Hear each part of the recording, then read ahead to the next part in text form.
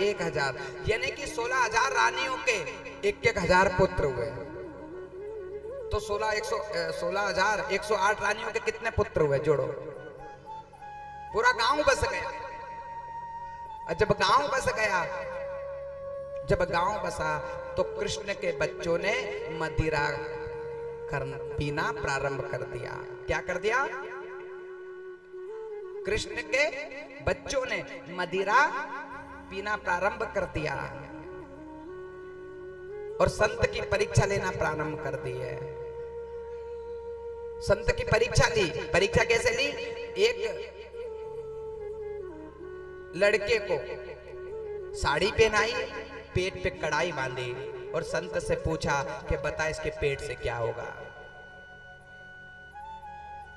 एक लड़के को साड़ी पहनाई, पेट पे कड़ाई बांधी और पूछा संत से कि किसने? कृष्ण के पुत्रों ने, कि बताओ इसके गर्भ से क्या होगा। संत ने कहा, ए यदुवंशो, अब तुम्हारा विनाश आने वाला है, इसलिए तुम संत की परीक्षा ले रहे हो, इसलिए जा, इसके गर्भ से ना लड़का होगा ना कन्या होगी, ना लड़का होगा, इसके गर्भ से मूसल होगा जो तुम्हारा यदुवंश का विनाश कर देगा। वही समय आया, उस लड़के के पेट में एक मूसल निकला, मूसल को फाड़ा, पेट फाड़ा और मूसल निकला। तो मूसल को बाट करके जब बहाया तो उससे कीला नाम की एक घास उगी है, उस घास से आपस में लड़ने लगे और यदुवंश का विनाश हो गया। कुछ कण नदी में बहाया तो मछली निगल करके ले गई, और मछली जब निगल के ले गई तो एक शूद्र राजा जिसने मछली पकड़ने वाला था, वो मछली पकड़ करके ले गया और मछली को जब काटा उसमें से एक कण निकला। उस कण से उन शूद्र राजा ने एक बाण बनाया और बाण को जब शिकार खेलने के गया, जहां श्री कृष्ण कदम के पेड़ पर सोए थे, कदम के पेड़ के यहाँ पैर हिला रहे थे, उस शूद्र राजा ने बाण छोड़ा तो श्री कृष्ण के उल्टे पांव में बाण लग गया। और जैसे ही बाण लगा, शूद्र राजा सामने आ गया, प्रभु मैंने तुम्हें बाण मारा है, मुझे क्षमा कर दो, मुझे क्षमा कर दो। कृष्ण कहते नहीं, जो करता है वो भुगतता है। मैंने त्रेता युग में मैं राम बना था और तू बाली बना था। मैं राम बना था और तू बाली बना था। मैंने तुझे छुपकर बाण बाना है। यही समय आया, आज मैं कृष्ण हूं और तू बाली है, इसलिए तूने मुझे छुप के बाण मारा है। इसलिए जो करता है वो भुगतता है, जो जैसा कर्म करेगा वैसे उसे,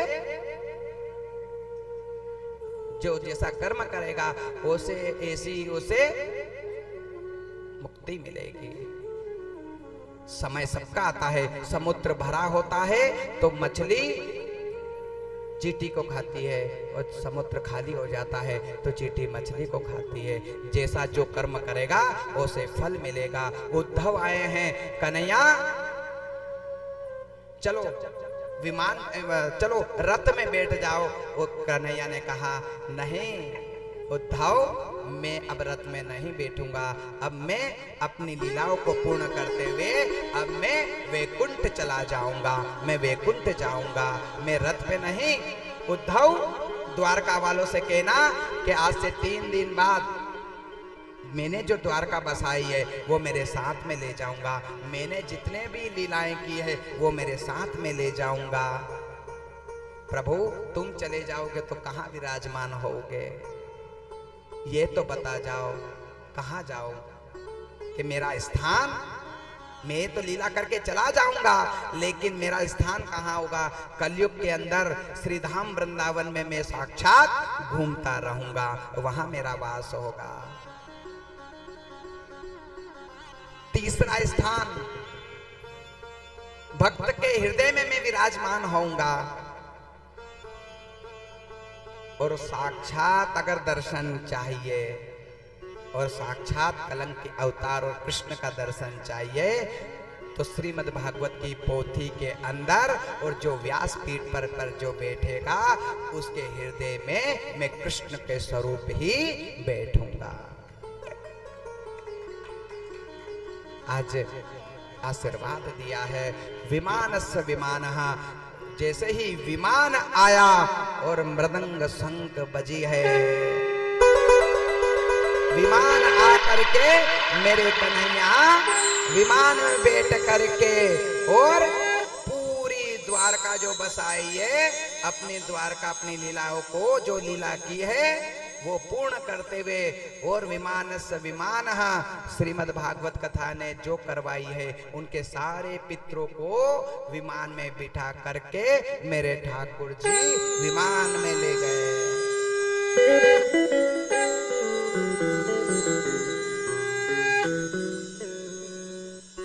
इधर राजा परीक्षित की पत्नी कहती है, प्रभु सुखदेव जी ने उठाया कमंडल, प्रभु आगे की कथा मुझे और सुनाइए। सुखदेव जी कहते हैं, प्रभु आगे की क्या कथा सुनाऊं, जब जीवन से कन्हैया ही चला गया तो मैं किसकी कथा कहूं।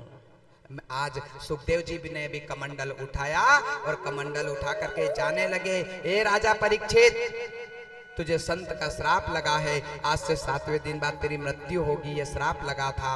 लेकिन तू जिसने श्रीमद् भागवत कथा सुन ली है वो मृत्यु से भय मत करना, और आंखें बंद करके ठाकुर का ध्यान करना, स्मरण करना, वही समय आएगा और मृत्यु से भय कभी मत करना।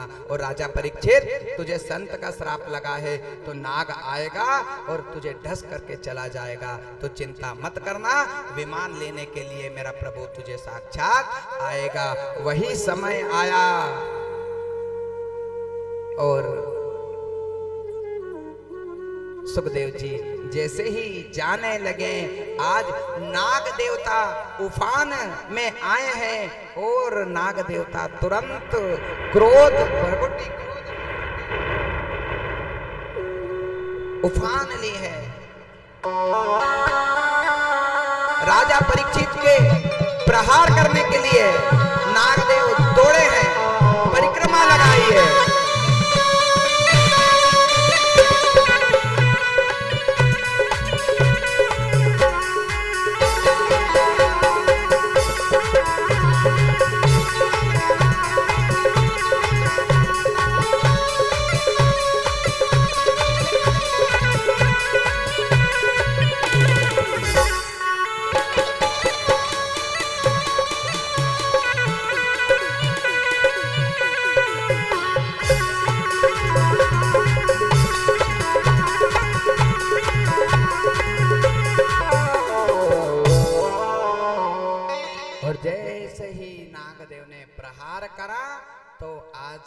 राजा परीक्षित को ढस दिया और वही राजा परीक्षित के पुत्र जयमन्य ने यज्ञ किया। कहाँ यज्ञ किया? यज्ञ किया कहाँ कि जितने भी नाग आकर के यज्ञ में गिरने लगे, जिसका नाम पड़ा नागदा। कौन ने देखा नागदा? नागदा कौन गए हैं? जहां नागों का यज्ञ किया था राजा परीक्षित के पुत्र ने, जो विश्व के जितने भी नाग आकर के गिरने लगे, वो नाग आकर के गिरने लगे और कथा पूर्ण हुई है। सुखदेव जी कहते हैं, राजा परीक्षित आगे की कथा मुझे और सुनाइए। भक्ति महारानी ने जो कथा सुनाई है वो कथा पूर्ण हुई है। नारद जी ने जो कथा सुनाई है वो कथा भी आज पूर्ण हुई है। और आज मैंने भी आपको जो कथा सुनाई है वो भी पूर्ण हुई है।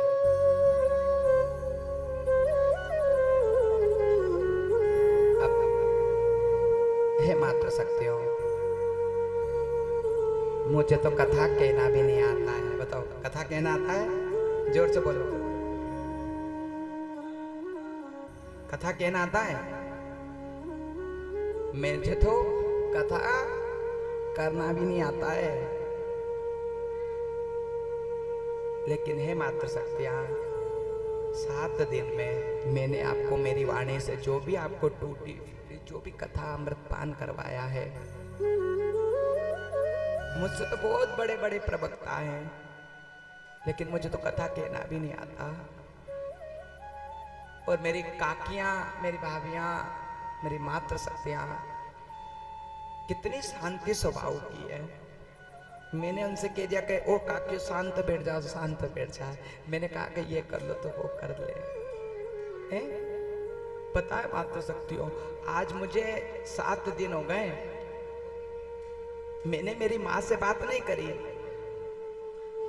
और आज सुबह फोन आया मेरे घर से, और जैसे ही मेरे घर से फोन आया, मेरी माँ ने कहा क्यों रे तू तो वहां जाकर के तू भूल गया, 7 दिन हो गए, इतना बड़ा बाबा बन गया तू, इतना बड़ा संत बन गया, तेरी माँ को भूल गया।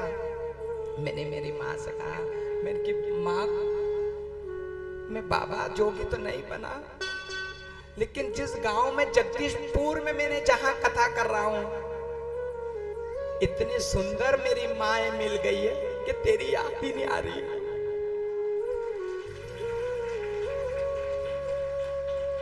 मुझे भाभी माँ मिल गई है, इतनी सुंदर माँ मिली है कि आज 7 दिन कितनी जल्दी निकल गए, कितनी जल्दी निकल गए।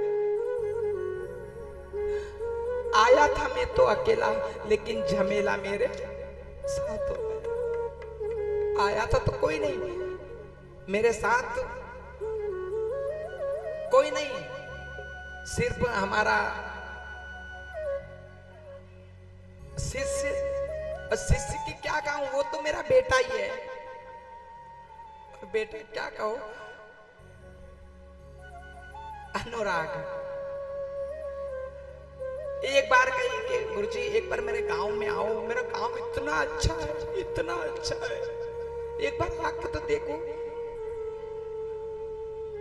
एक बार आके तो देखो। और जैसे ही मैं गांव में आया, खाली एक बार कथा की कही कि कथा करना है। अरे गुरुजी करो, जो होगा सब देखा जाए, करो। मित्र मंडली को बुलाया, हमारे सांवरे रे भैया, हमारे दीपक भैया, हमारे सारे भैया, हमारे पूरी मंडली मेरे साथ आ गई। क्या करना गुरुजी, कथा करेंगे, करेंगे, प्रभु का नाम ही तो लेंगे, कोई उल्टे काम थोड़ी करेंगे, जो भी होगा देखा जाएगा। करो तो एक बार तुरंत आए, धन्य है ऐसे माँ। कहाँ है हमारे सावरे भैया, हमारे दीपक भैया, हमारे अब दुर्गा मित्र मंडली, क्योंकि ज्यादा नाम तो मुझे पता नहीं है, लेकिन कुछ नहीं है, लेकिन है जगदीशपुर के गांव वालों, यहां से मुझे कुछ नहीं चाहिए, लेकिन आपका प्रेम ही इतना लेके जा रहा हूं, इतना लेके जा रहा हूं। अब कुछ नहीं, यहाँ तो मेरा, अब तो ये जगदीशपुर नहीं, ये तो मेरा घर हो गया है।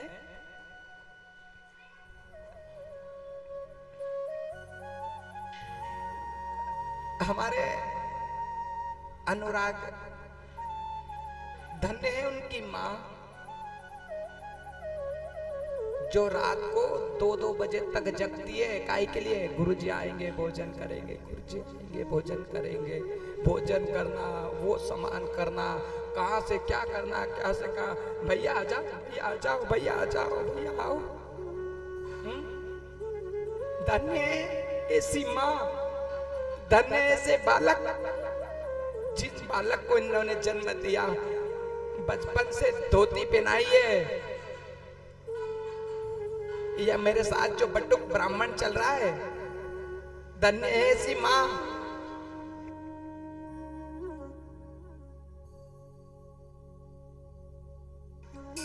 धन्य है ऐसे माँ। बचपन का त्याग करना पड़ता है साहब, जब जग करके ब्राह्मण बनता है। जिस उम्र की, जिस समय में बच्चे आपके मोबाइल चलाते हैं ना, उस समय की उम्र में, क्या उम्र है इसकी, देखो हमारे बट्टू की क्या उम्र है, लेकिन त्याग, माँ का त्याग, पिता का त्याग। जिस उम्र में आपके बच्चे मोबाइल चलाते हैं, उस उम्र में हम दूसरों के कपड़े धोते हैं, पोछा लगाया जाता है, गैये चरानी पड़ती है। ठंडे पानी में आपको तो सुविधा मिल जाती है, लेकिन आश्रमों में तो ठंडे पानी से स्नान करवाया जाता है। माने कुछ भी हो, वो बालक इंतजार करता है, माँ माँ, लेकिन फोन से भी बात है। जो त्याग करता है उसकी मान्यता होती है साहब, जो प्राप्त कर लेता है उसकी मान्यता नहीं होती।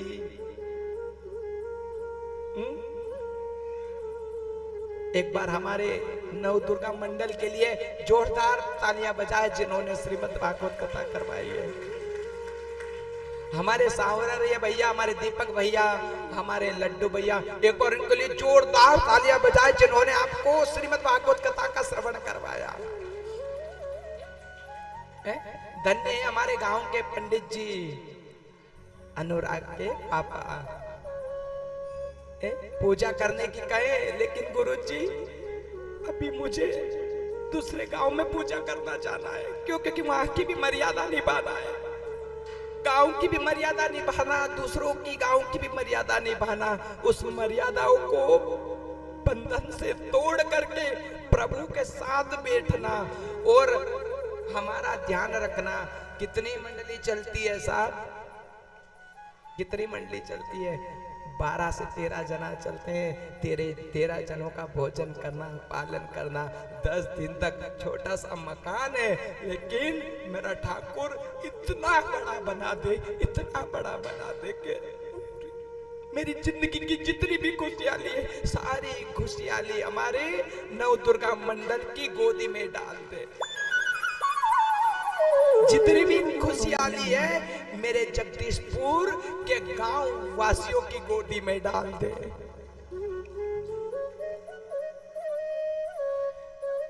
ये कथा तो हमने सब मंडल मित्र मंडल गांव के मिलकर ने, और आज हमारे जजमानों ने, हमने सबने कथा कर चुके।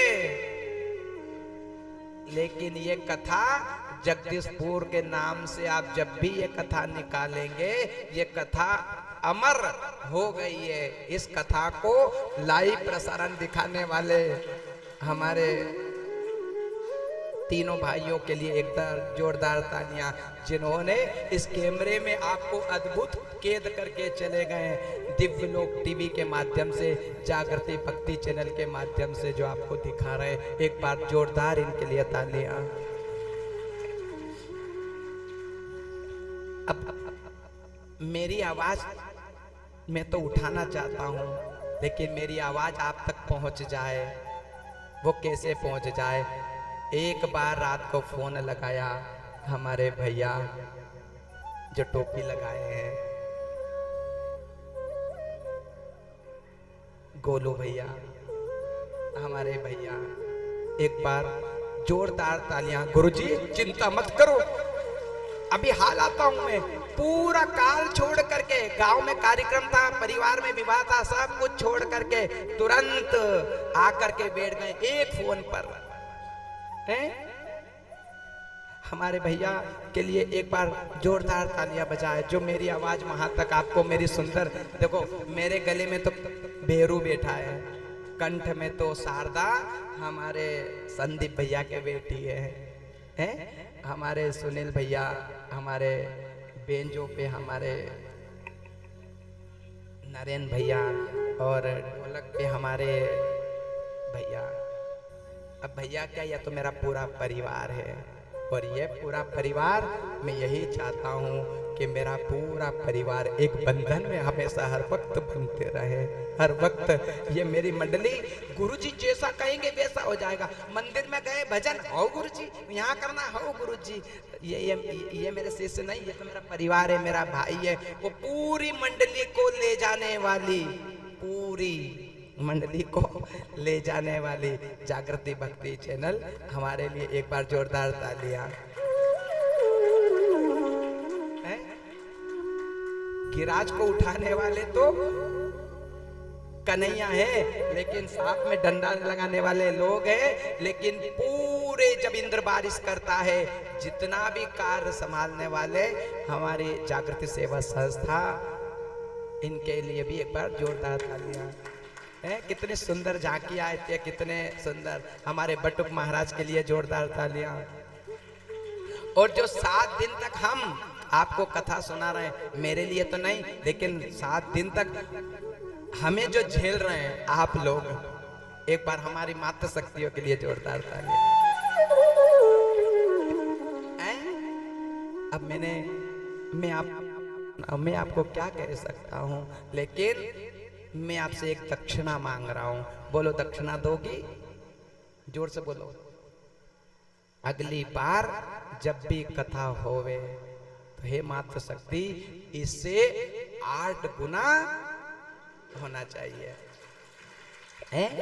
और मातृ शक्तियां कहते हैं कि इस गांव में कथा नहीं होती है, तो हाथ में संकल्प ले लो और कह दो अगर इनसे कि जो कुछ भी करना, लेकिन हर घर में जाएंगे और रोज 5-5 रुपए एक डिब्बे में डालेंगे और साल भर में वो डिब्बा खोल करके धर्म के निमित्त निकाल करके दे देंगे और पूरी समिति को दे देंगे कि कुछ इकट्ठा करने की जरूरत नहीं है। हमारी मातृ शक्तियां ही शक्तियां इतनी आगे, हर वक्त हम इसी समय पे हर साल एक बार कथा बोलो करना चाहेगी। जोर से बोलो, जोर से बोलो। तो एक बार और धन्य है कथा सुनाने वाले और जो आसन पे बैठता हूँ मातृ शक्तियाँ। मैं तो चाहता हूँ कि आपकी दरिद्रता को सबको मिट जाए मेरा ठाकुर, सारे रोग मिट जाए। लेकिन जिसका नंबर आया नहीं आया, लेकिन मैं आपको एक रुद्राक्ष जरूर दे के जाऊंगा। तो इस रुद्राक्ष का पानी पीने से जितनी भी आपकी दरिद्रता है, जितने भी आपके दुख हैं, वो मेरा रुद्राक्ष सब हरेगा। वो मेरी तरफ से मैं आपको दे के जाऊंगा। हमारे बाबूजी जो हर वक्त मेरी कथा कहते हैं, गुरुजी आपकी कथा बहुत अच्छी है, आपकी कथा बहुत अच्छी है, हैं? आप तुम चिंता, मैं शिव पुराण कथा करवाऊंगा, मैं करवाऊंगा। लेकिन मेरा ठाकुर जी, मैं हमारे बाबूजी से यही कहता चाहता हूँ कि मेरी जिंदगी की जितनी भी खुशहाली है सब हमारे बाबूजी की गोदी में डाल दे मेरा ठाकुर जी। एक बार हमारे बाबूजी के लिए जोरदार तालियां। आज की कथा को यहीं पूर्ण करते हुए, मुझे तो कथा कहना नहीं भी नहीं आता, लेकिन आपसे कहना चाहता हूं एक ही बात। मात पिता और भाई बहना सत्संग में तुम आते रहना, यही संग जाएगा हमारा तुम्हारा।